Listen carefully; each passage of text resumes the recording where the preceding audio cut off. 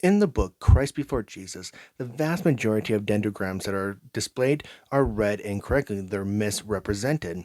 And they do this in a variety of different ways. And it seems like the common theme here is that they're not actually reading the dendrograms, they're just reading into them what they actually want. It's kind of a prop. So we'll actually look at one of these dendrograms and show how they're misreading this in this video. And then in another video, I'll look at the other dendrograms. It'll be a longer video, but we'll look at multiple dendrograms and just show how they misread them. So we'll jump into Exhibit 1 in this video. So this is Exhibit 1 from Christ Before Jesus. Now, there are some important things that are missing from here.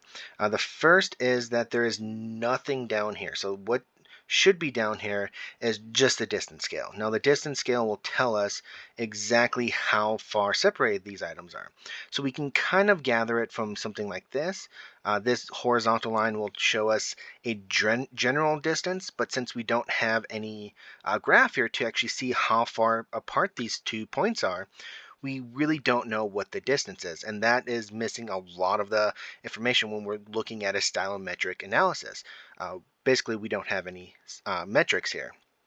Now, there's other issues. We can clearly see that this graph has been cut off. So we have a line right up here that would actually go to other data. So that would actually cut this one off because this AX28 should be part of this other cluster that is up there, but we don't see it because they've cut it off. Same with here. So when we're looking at this, we know that there is another cluster that goes downwards.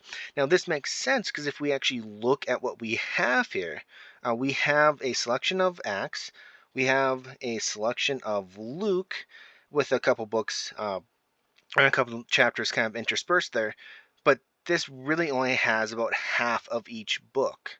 So we're looking at half the information here. We're not looking at the full information. Okay, so now starting with the blank slate, we can see that there's information missing from here, which is really important. Some of the most important information is missing, but we can actually still go from this. So one of the things that they state is that Luke 1 through 4 and Luke 24 are connected with the book of Acts. So we have Luke 3 right here. We have Luke 1 and 2 here, Luke 4 is here, and Luke 24 is here. So they're claiming that these books are connected with Acts. Now, why is that? I have absolutely no idea. Because if we actually look at this cluster here, all of this stuff up here is a separate cluster that is very distant from anything that's down here. So basically all of Acts, everything that's labeled as Acts, is far separated from everything that is down in this area.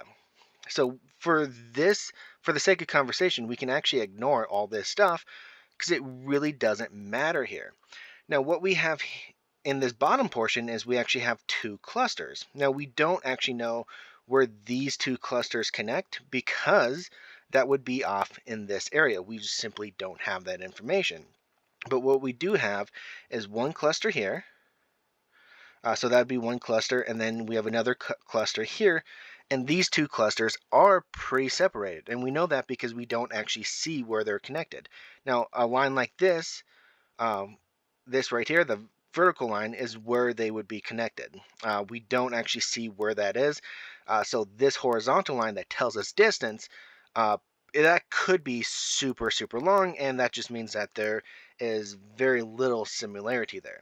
So let's erase all this and get back to it. So again, we will actually separate some of these in order to make a little bit more kind of sense of all this information. Now, when you're looking at a dendrogram, one of the things that you often do is you'll put a reference line.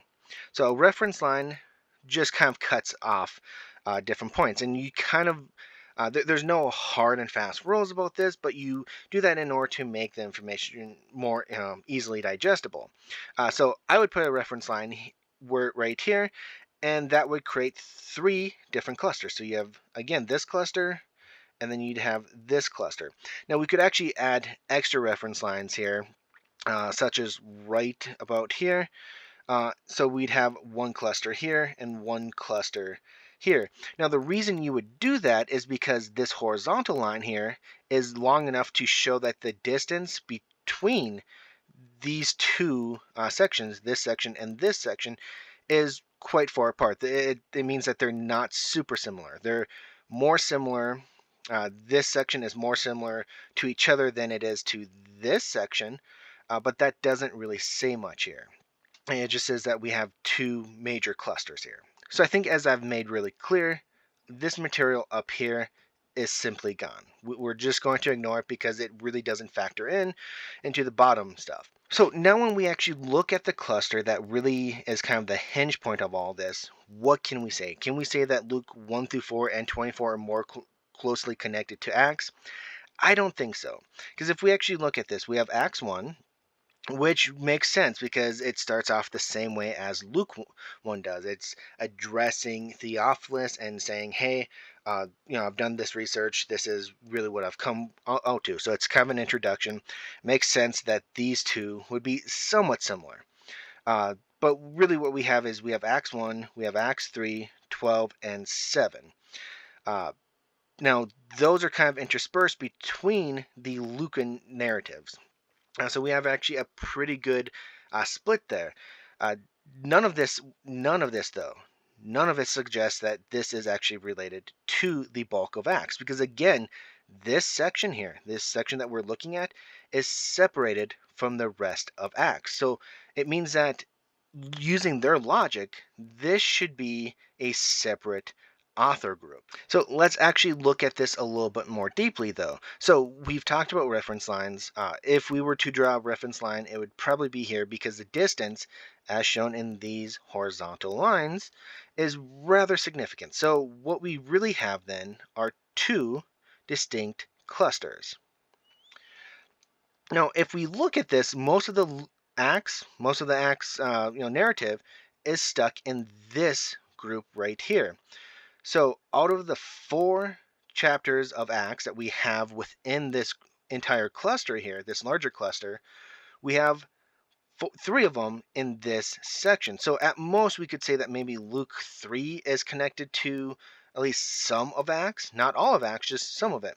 But if we look at this section here, what we see is that Acts 7 is actually more related to Luke than any of this stuff is related to Acts. And this is really where they're getting things wrong, because they're not really looking at the individual clusters that we should be looking at. They're kind of looking at broad pictures, and then they're just making things up based on what they like. Again, if we look at all of this, though, it is distant from the material in Acts. It's as distant as it's from this stuff in Luke. So how they're actually coming to the conclusion that Luke 3, 2, 1, 4, and 24 are connected to Acts, that's just make-believe. That's all that it really is.